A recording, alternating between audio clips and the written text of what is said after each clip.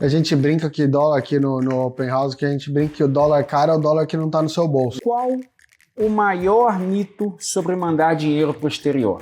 Tem como mandar dinheiro sem pagar imposto? Qualquer família deveria, pelo menos parte do seu patrimônio, pensar em dolarizar por uma questão de segurança. Hoje a gente está reunido para mais um episódio do Open House Cast. Roda a vinheta.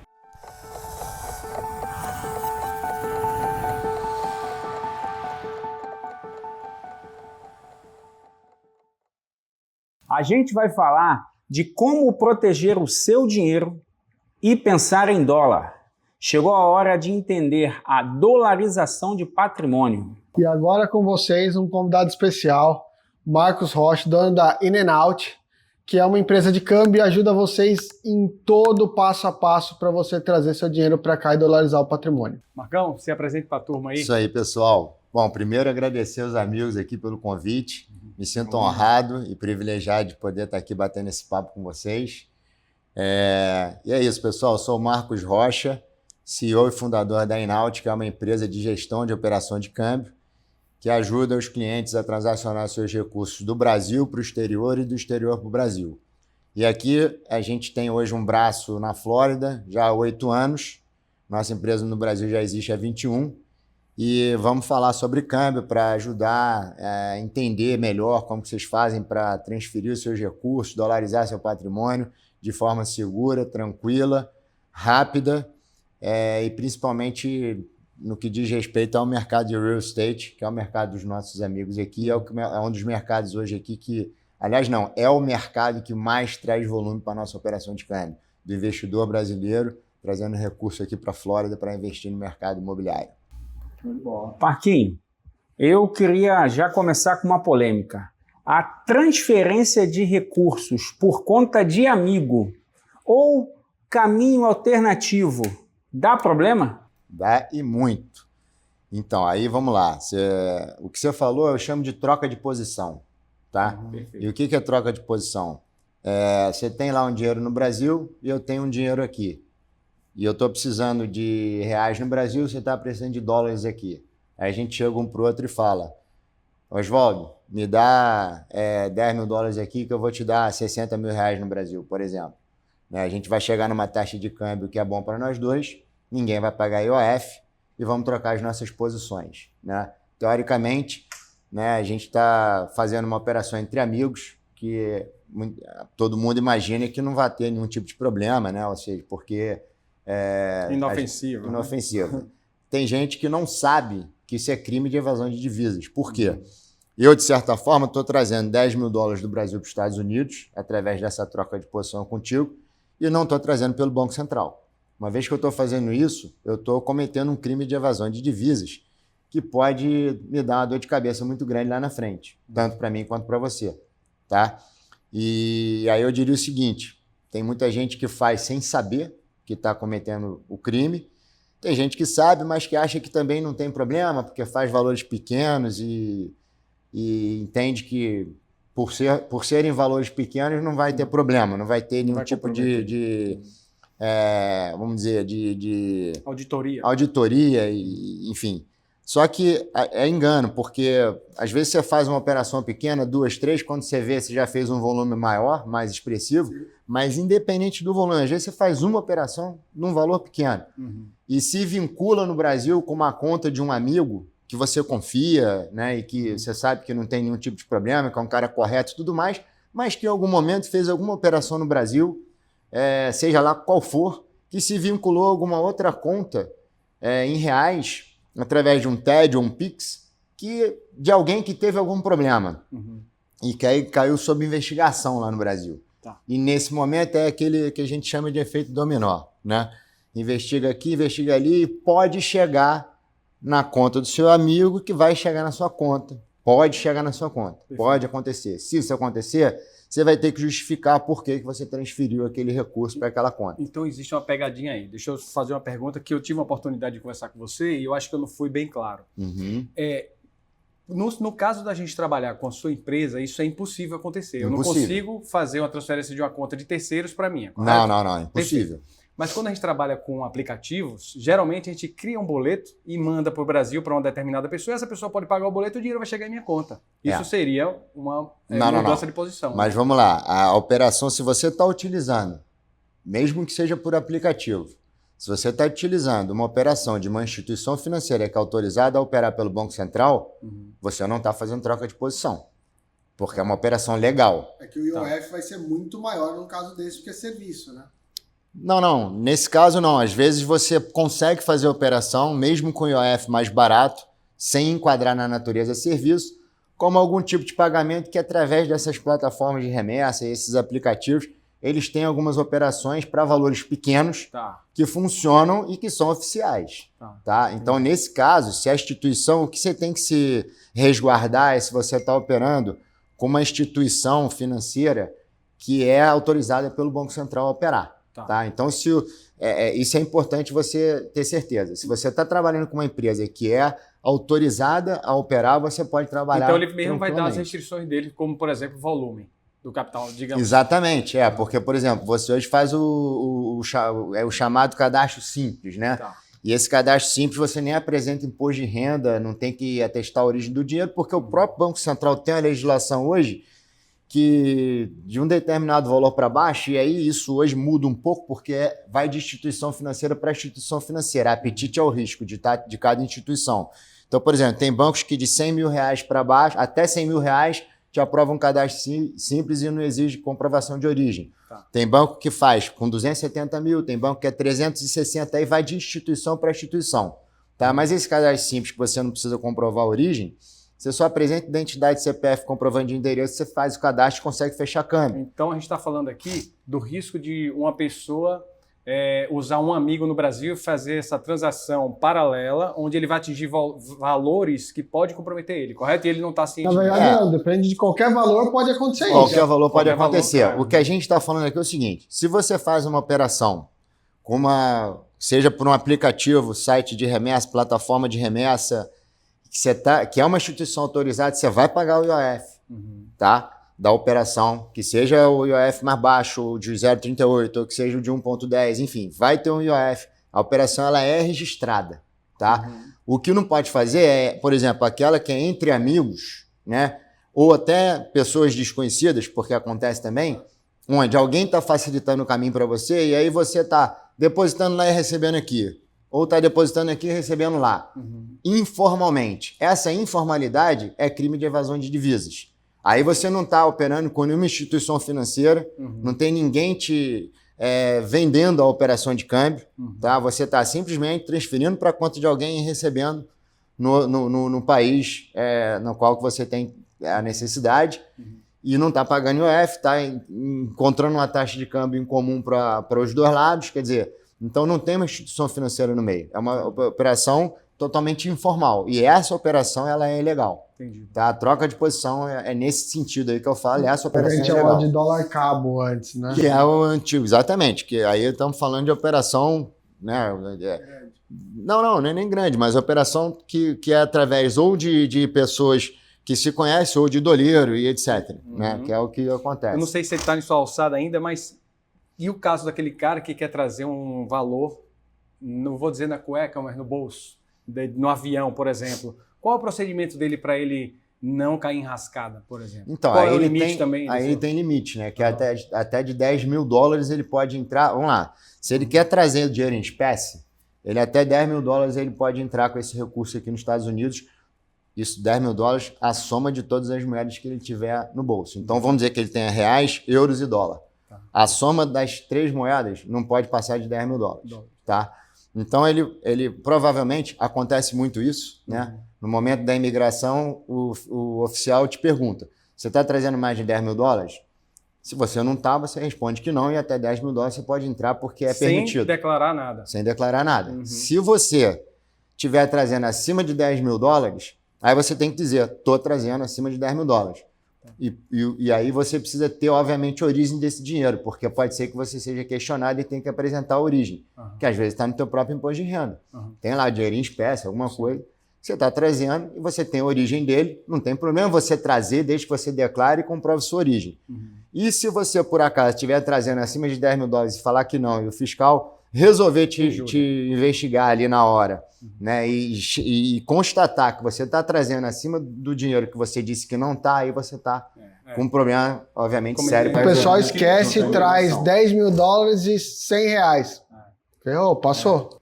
Exatamente. Então, assim, é importante não mentir ali.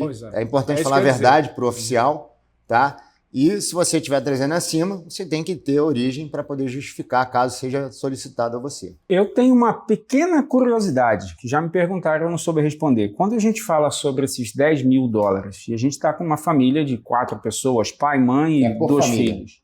Essa é a pergunta. Por família. É por família, não é por pessoa. Não, é por família. Por família. Maravilha. Perfeito. Então Desculpa é mais... te cortar, mas eu já entendi a pergunta. Não, mas é por isso que a gente trabalha com você, né?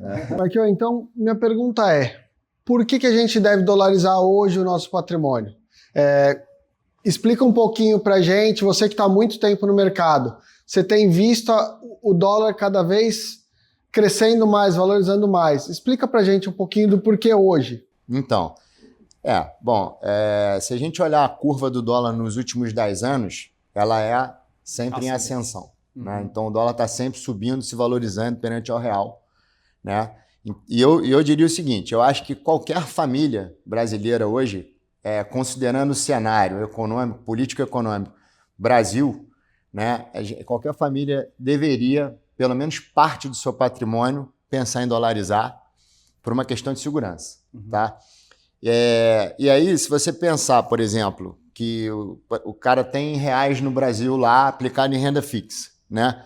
E aí hoje ele tem a ilusão de que ele tem lá... 15%, 16%, né? O pessoal vem falar ao ano. Pois é. Mas ele tem que levar, ele tem que colocar nessa conta o quanto que a inflação consome dessa rentabilidade, né?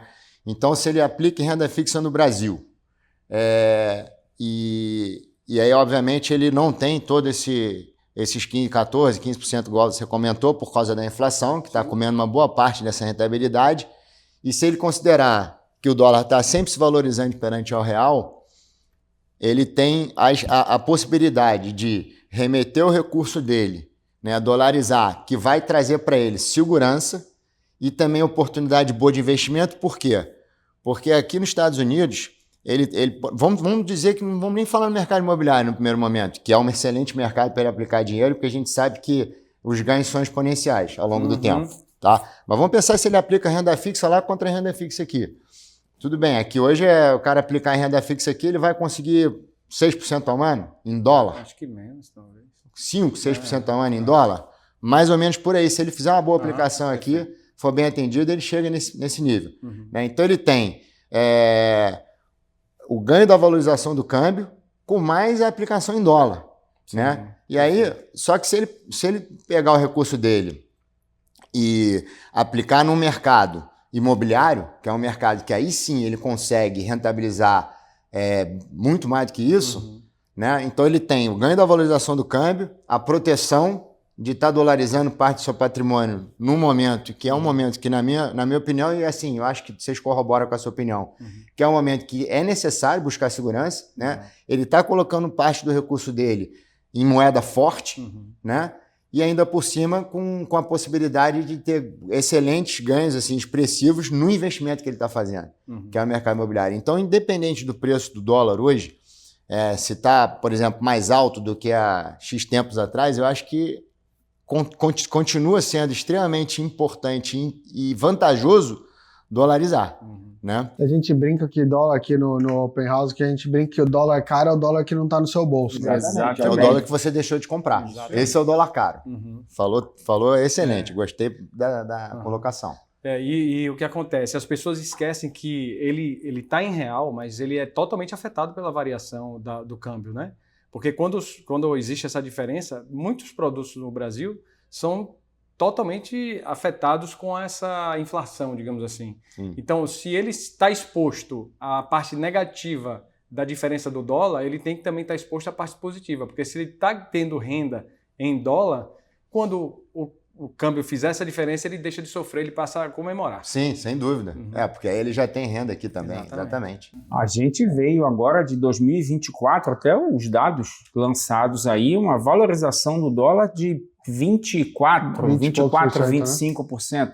Ou seja, a pessoa que, falando agora do nosso mercado, a pessoa que em janeiro de 2024 comprou uma casa aqui, dolarizou parte do patrimônio, quando ele chegou em dezembro, além da valorização normal do mercado imobiliário, ele também teve essa valorização no dinheiro dele, certo? Sim, certo. A gente consegue concluir isso. Consegue concluir isso. Perfeito. Com certeza. E que supera, só a valorização do dólar supera qualquer Investimento no Brasil, sim. Isso. que tem no Brasil em relação a investimentos. E agora Então- uma curiosidade, Marquinhos. Quando você chegou aqui, pisou o pé, comprou sua primeira casa, quanto estava o dólar? Ó, quando eu comprei minha primeira casa, foi há mais ou menos 11 anos atrás, que não foi ainda no momento que eu me mudei com a minha família para cá, que eu me mudei 3 anos depois que eu comprei a casa, mas o dólar estava 2,80. Né? Então, quer dizer, hoje a gente tem... e eu vou falar para vocês assim, que a minha casa hoje ela vale no mínimo 3 vezes o preço que eu paguei há 11 anos atrás. Então, eu tenho... você imagina que o preço que eu paguei em dólar vezes 3 e o preço que eu comprei o dólar de 2,80 para 5,70, que é o que a gente tem o dólar Quero hoje. fixar aqui agora uma coisa, um sentimento que vem em mim toda vez que eu ouço essa conversa. Eu podia ter feito antes, né? Podia ter feito antes. Não, É o e sentimento podia ter que feito vem. mais vezes. Mais vezes. Mais vezes, É. ao longo do tempo. Então, para quem está assistindo agora, pense nisso. Você podia ter feito antes, se você não fez ainda, né? E se fez, continue fazendo. E vale a pena continuar, vale a pena começar a fazer hoje se você não começou ainda, porque para frente é o Próximo melhor. cenário que a gente enxerga. A gente teve aí recente, né, um dólar acima de 6, chegou a bater 6,30, né, no auge da alta aí, recente, vamos falar assim. E agora, recente, mais recente ainda, vamos falar coisa de, sei lá, um mês atrás, com as questões que aconteceram no governo Trump, o dólar chegou a bater 6,10 de novo, né? Quer dizer, ele oscilou 50 centavos de um dia para o outro, né? Ele saiu de 5,60, chegou a bater 6,10, depois ele voltou, né? E hoje ele está trabalhando nesse patamar de 5,70. Então, assim, é um alerta. Esse momento agora é um momento excelente. Pode comprar. Tá? Pode comprar. E piso é o que eu tenho visto. Eu recebo muito essas perguntas, né, dos clientes. Todo mundo fala, Todo dia. Dólar. Quando que o dólar vai baixar? Semana passada chegou a 5,59, né, no piso. E teve amigos, clientes, Marquinhos, o que você acha? Eu sempre digo o seguinte, cara, 5,60 é para comprar. Tinha até a tendência de um pouco mais de queda, e eu até comentei com alguns amigos o seguinte, eu acho que 5,60 é piso. Porque é o que tem acontecido nos últimos tempos aí. A gente vê bater 5,60, ele não fica muito tempo ali e já volta a subir. E foi exatamente o que aconteceu. De um dia para o outro, ele subiu mais 10 centavos e voltou para o patamar de 5,70. 10 centavos é muita coisa, né? Principalmente se a gente estiver falando em valores mais expressivos, né? Pessoal que está investindo. Então, assim, e a tendência, vamos falar, ao longo de 2025, até o final do ano, é que a gente finalize esse ano com dólar acima do que a gente está trabalhando hoje. Então, a valorização e o ganho no câmbio, na minha opinião, ele é garantido. Marcão, e a pergunta que todo mundo faz, como eu acerto o mínimo? Como é que eu faço para pegar o mínimo? Então. Tem milagre ou... Não, então, não existe milagre e, assim, é impossível você pegar o mínimo com estratégia. Pode ser sorte, tá? Pô, peguei a mínima do dia, fui lá e comprei. É sorte. Eu, por exemplo, fala de mim, semana passada, quando bateu 5,60, eu comprei, tá? Poderia ter vindo a 5,55 e eu não ter pego o mínimo, então no meu caso foi sorte de eu pegar, porque eu tinha sensibilidade que 5,60 era piso, e foi. Agora, estratégias nunca vão te garantir você comprar na mínima do dia, mas vão te ajudar a você ter mais conforto e ter um preço mais interessante em cima do investimento que você está fazendo. Então, eu sempre gosto de recomendar estratégias, né, que são estratégias assim, que eu acho que são bastante eficientes. Por exemplo, uma delas que é a estratégia do preço médio. Tá? Excelente. Estratégia do preço médio é, se você tem um valor X para comprar, você pode fatiar esse valor, obviamente, que se você tem o conforto do tempo a teu favor, né, e ir comprando aos poucos. Então, por exemplo, o dólar caiu, despencou, veio para 5,60. Aí tem aquele cliente que fala assim, cara, eu vou esperar porque eu acho que vai cair mais. E não cai. E aí depois ele perde a oportunidade de comprar a 5,60 e vem comprar a 5,70 porque chegou no deadline dele e ele não tem mais o que fazer. Então, se ele no 5,60 tivesse comprado pelo menos uma parte daquilo que ele precisa comprar, e depois, quando bateu 5,65, ele tivesse comprado mais um pouco, ele teria feito o preço médio interessante. Eu sou da opinião que caiu, compra. Subiu, espera. Caiu, compra de novo. Subiu, espera. Porque o dólar está sempre oscilando, tem sempre volatilidade que geram essas oportunidades. Perfeito. Marcos, agora o nosso cliente, cada um de nós, a gente tem vários, que ele está com a seguinte dúvida. Tá, Oswaldo, por que eu vou usar a Inaut ao invés de usar um banco tradicional? Por mais que a gente explique a cada um deles sobre a agilidade, sobre o procedimento, sobre a coisa certa. Você lembra que a gente teve um caso que iam cobrar 17% isso ano passado, né? Sim. 17% o banco tradicional, isso ia inviabilizar o processo. Aí entrou a Inaut, entrou o Marcos, então eu já vivi esse processo, eu queria pedir a você que você possa explanar essa questão também. Banco tradicional ou uma corretora especializada, nesse caso a Inaut, que é uma que nós três a gente recomenda. Perfeito. Então, bom, como você falou, né? Uma das coisas que a gente tem como diferencial é o serviço que a gente presta, que ele é extremamente personalizado, tá? Então, nesse serviço, a gente agrega a agilidade, que é importante, porque às vezes você está com um investimento que o teu cliente vai fazer e tem prazo para cumprir. E se ele demora muito, por exemplo, para fazer um cadastro, para aprovar um cadastro, ele pode perder a oportunidade, né? E banco de varejo, às vezes chega a demorar 10, 15 dias para aprovar um cadastro que a gente aprova em 2 horas. Tá? Então, a diferença nessa questão da agilidade ela é muito grande. Tá? Taxa de câmbio. As nossas taxas são extremamente competitivas. Tá? Então, a gente tem, sem dúvida nenhuma, como entregar uma operação personalizada com custo excelente. Tá? E a questão também da personalização é a gente entender de cada cliente qual é o momento do cliente, qual é a situação que o cliente está e o motivo da remessa, para que a gente possa, de forma personalizada, criar o melhor caminho, onde a gente vai olhar para a classificação da operação de câmbio, para evitar isso daí que você está falando, por exemplo, porque isso que você está falando que aconteceu com a gente, já aconteceu outras vezes comigo com outros clientes. Aí eu não fui o primeiro? Não. E não vou ser o último, né? Não. E assim, o que acontece? Simplesmente porque quem analisou a operação do cliente entendeu interpretou de uma forma errada. Então, se eu estou com uma operação que é uma compra de imóvel, que a gente sabe que na compra de imóvel o único custo da operação tributário é 0,38% de IOF, que é nesse IOF que a gente consegue enquadrar a operação, né? E se a gente está falando de um custo que vai para quase 18%, chega a bater 18% e imposto de renda mais IOF, é porque a operação foi classificada da maneira errada. Por quê? Porque a operação de compra de imóvel ela não tem imposto de renda, mas a de serviços tem. Então, enquadraram a operação de imóvel como serviço. Por quê?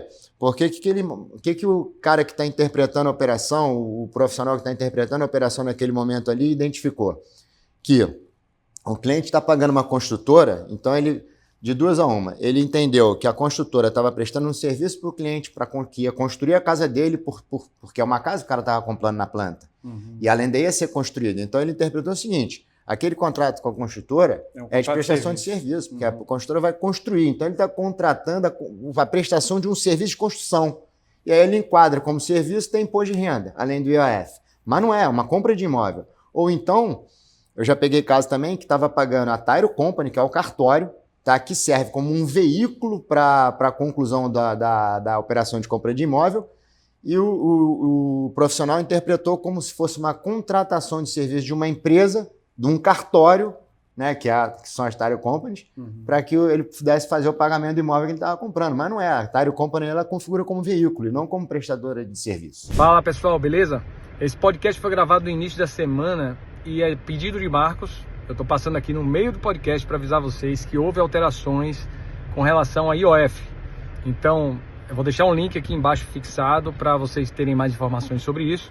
Mas o que foi dito no podcast já não está mais em vigor, beleza? E ainda não foi definido, na verdade, como vai seguir daqui para frente, né?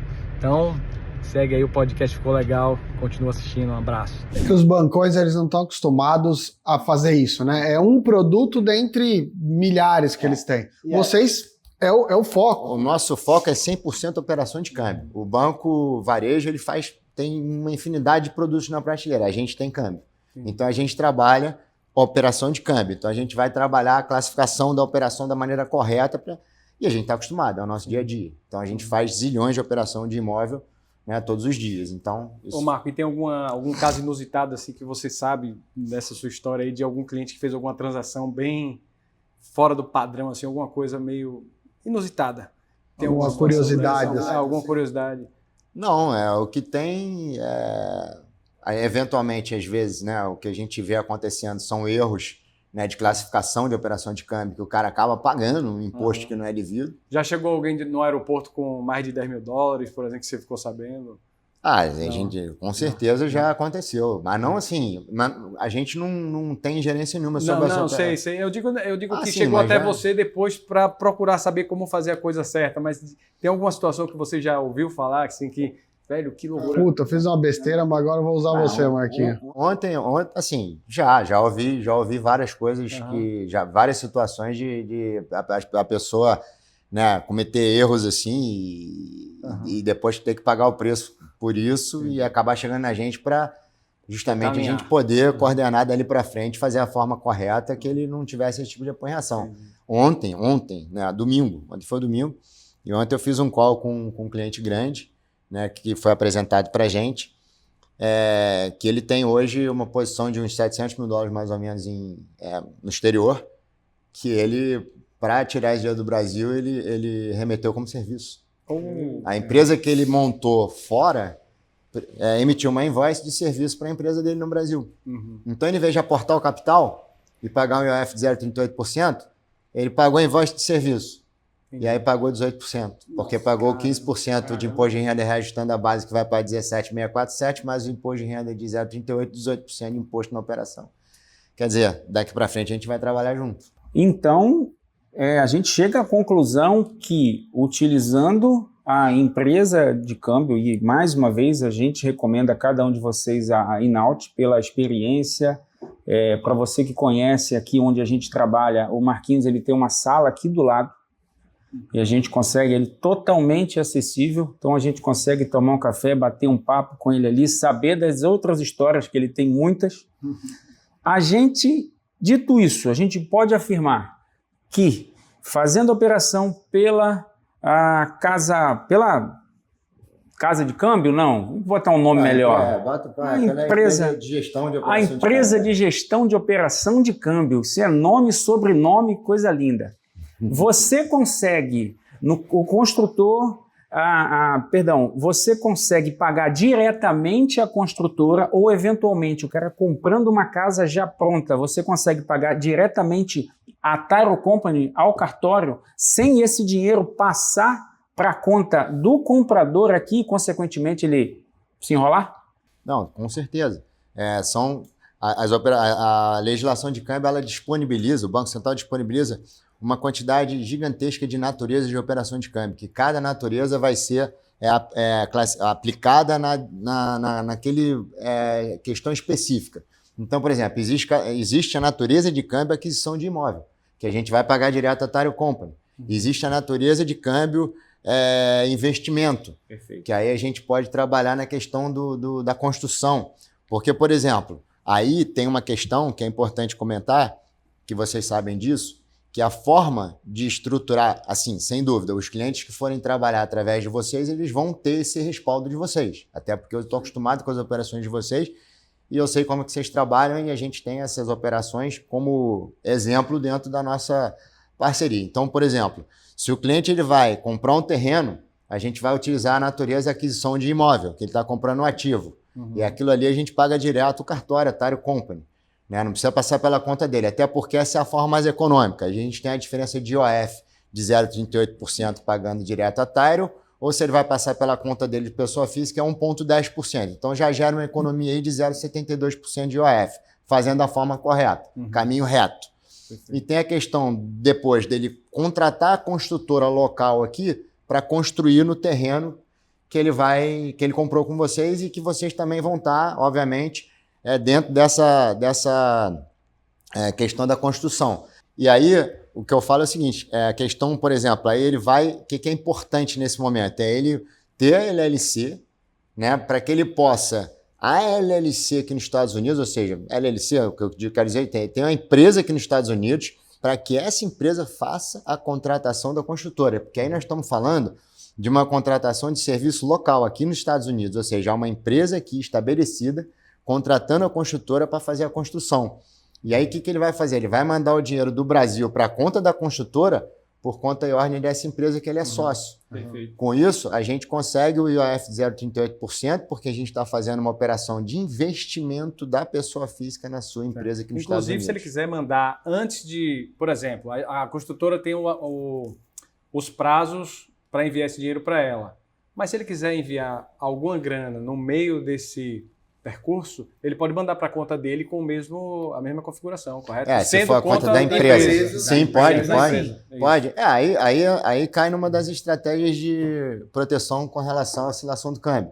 Né? Uma das que eu falei aqui, que é a estratégia do preço médio, e a outra delas seria a compra de dólar futuro.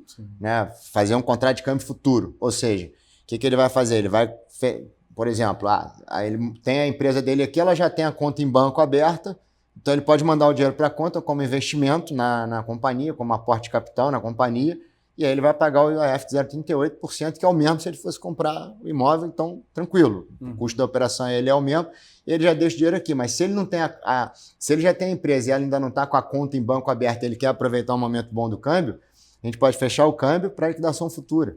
Né? Então ele fecha o câmbio hoje, disponibiliza os reais, dolariza o capital dele e a gente liquida o futuro no momento que ele solicitar a liquidação. Com isso ele fica posicionado em dólar. Inclusive eu tenho cliente que fez isso, pagou sexta-feira o terreno usando esse recurso da liquidação futura. Então é muito mais tranquilo. Que faz a destrava da operação no dia que ele solicita a liquidação e é feito o pagamento.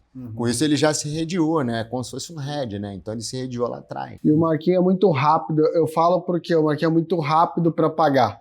Então, se você faz o câmbio de manhã, geralmente à tarde já está na conta que você precisa que faça o pagamento. E uma coisa legal, em cima daquilo que você colocou, que eu acho bacana também falar, é assim, por exemplo, quando a gente fala dos bancos tradicionais, você vai falar com o seu gerente, que vai falar com alguém, que aí tem a pessoa da área de câmbio. Então, assim, você vai falar com muitas pessoas, né? No nosso caso, como eu falo que é o atendimento personalizado, você vai falar com a nossa equipe de operadores, mas eu estou sempre envolvido nas operações. Eu estou sempre acompanhando tudo, estou sempre olhando, e eu sou acessível. Tá? Então, se o cliente precisa falar comigo, ele vai conseguir falar comigo. E aí ele está falando com quem decide, com quem consegue resolver. E eu não sei hoje, cara, mas na época que eu fui fazer esse envio, eu cheguei a consultar o banco e eles não sabiam o que eu estava falando. Pois é. E quando deram uma resposta altíssima, o custo. Porque às vezes você vai cair num cara bom de câmbio dentro da estrutura, que vai saber te orientar. Mas às vezes você vai cair num cara que não entende câmbio. Exato. Entendeu? E como é que você vai achar o cara que entende câmbio ali? Nem sempre você vai ter a facilidade de achar. Então, por isso que é importante você trabalhar com a empresa que vamos dizer, que é específico para aquilo. Né? Daí a importância da gente trabalhar com uma pessoa certa, com uma empresa certa. Vai lá. Marquinhos, o pessoal geralmente fala, nossa, eu preciso ser rico para dolarizar o patrimônio. Você tem aí uma ideia, claro, qual é o mínimo que eu preciso ter para começar as operações com você? Qual é o mínimo que a sua empresa faz de uma remessa? Não, a gente não tem mínimo. Né? Então, na verdade, existe mínimo hoje para o tipo de investimento que ele quer fazer aqui. Por exemplo, se ele quer investir no mercado imobiliário, ele tem que ter recurso para isso. Mas se ele quer, às vezes o cliente ele tem uma reserva pequena que ele quer se proteger e quer dolarizar aquela reserva, né? A gente vai conseguir ajudar ele. Ele consegue dolarizar independente do valor, não tem mínimo. Uma pergunta, eu acho que isso é importante. Normalmente, para a pessoa comprar uma casa aqui, ele tem que ter uma conta bancária, que é como ele paga os mortgages, né? Que é linkado diretamente à conta. Mas, se ele está planejando comprar e ainda não tem uma conta aqui, ele pode fazer a conversão do real para o dólar no melhor momento e manter isso lá no seu banco até ele abrir essa conta para enviar, correto? Futura que você falou, né? Exatamente, é o câmbio futuro. Então, quer dizer, ele não precisa ter uma conta aqui para fazer a dolarização. Não precisa. Vamos lá, ele pode dolarizar hoje, Sei. e depois ele abre a conta dele com calma. Perfeito. No momento que ele tiver a conta dele aberta, seja na pessoa física ou na jurídica, a gente vai liquidar. Ou, por exemplo, não vai nem abrir conta, vou comprar um imóvel à vista, não vou nem financiar. Então ele já vai pagar direto o imóvel. Só que ele ainda não achou o imóvel, mas já quer dolarizar agora porque acha que o momento do câmbio é bom. Ele fecha o câmbio hoje como imóvel e a gente segura aquela liquidação, isso não tem prazo, tá? É o tempo que ele precisar. Aí ele chega junto a vocês aqui e acha o imóvel dele daqui a 3 meses. Aí daqui a 3 meses a gente vai liquidar. E o seu banco tem os mesmos seguros que os outros bancos têm, de até $500 mil? Não. Aí você tem a questão lá do que é até 250 mil reais. Tá? Isso qualquer banco. Mas o nosso banco, os nossos bancos, né? Porque a gente não trabalha só com um, a gente trabalha com alguns bancos no Brasil. Os nossos bancos são bancos específicos de operações de câmbio, são bancos de investimento tradicionais, né? E que são todos autorizados pelo Banco Central e que tem um volume de câmbio bem grande. Vamos dizer assim. Perfeito. Marquinho, agora a gente entra numa parte aqui do nosso podcast, que é o famoso ping-pong. É uma ideia que a Marília Gabriela, ela pegou nossa. Não foi a gente que pegou dela. Marília, um abraço. Pergunta rápida e resposta rápida. Qual o maior mito sobre mandar dinheiro para o exterior? Vou pagar muito imposto. Uma pergunta capciosa. Tem como mandar dinheiro sem pagar imposto? Tem como mandar dinheiro sem pagar imposto. Depende da natureza da operação de câmbio. Eu vou te fazer uma pergunta para você explicar bem rapidinho o que alguém que quer começar o câmbio com você, o que ele precisa ter. Então quer dizer que o nosso ping-pong caiu a bola em 2 perguntas. Né? Aí isso vai pro ar, viu? Marquinhos, uma pergunta. Então a pessoa gostou, entendeu tudo isso e ela quer saber o que ela precisa para fazer, por exemplo, o cadastro mínimo, que não tem que provar muita coisa. O que ela precisa de início mandar para vocês? Para fazer o cadastro simples, que é esse que você está perguntando, eu preciso da identidade, de um documento de identificação da pessoa, que pode ser a identidade CPF, pode ser a CNH, pode ser o passaporte, um comprovante de endereço válido, mínimo 90 dias, e o e-mail da pessoa. Mais nada. E com isso eu conseguiria provar quanto em média?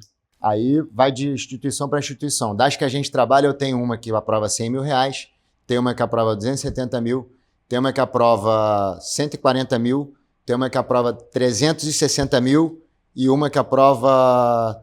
mais uma que aprova 100 mil reais e uma que aprova 250 mil reais. Aí vai de instituição para instituição. Estou falando das 6 que a gente tem contrato e que opera.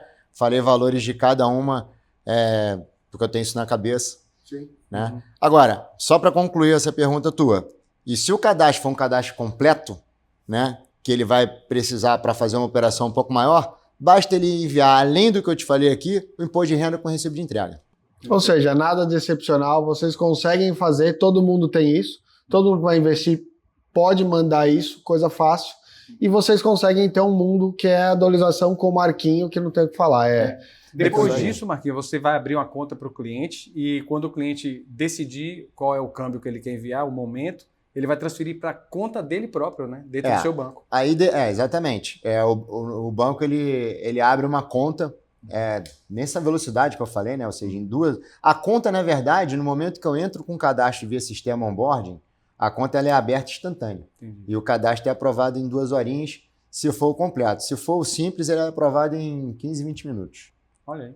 É muito legal, muito rápido. É uma conta em nome da pessoa, que é uma conta que não tem custo nenhum.